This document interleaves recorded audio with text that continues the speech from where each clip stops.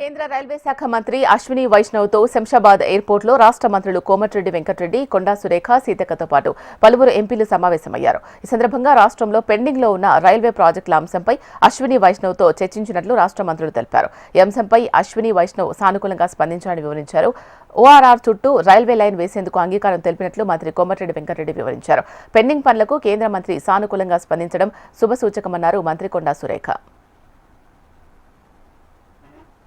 ఇక్కడున్న బీజేపీ నాయకులు, బీజేపీ ఇద్దరు కేంద్ర మంత్రులు సహా 6 పార్లమెంట్ కూడా రిక్వెస్ట్ చేస్తున్నాం. రాజకీయాలకు ఇది సమయం కాదు, ఏ ఎన్నికలు లేవు, మీరు కూడా మాతో కలిసి రండి.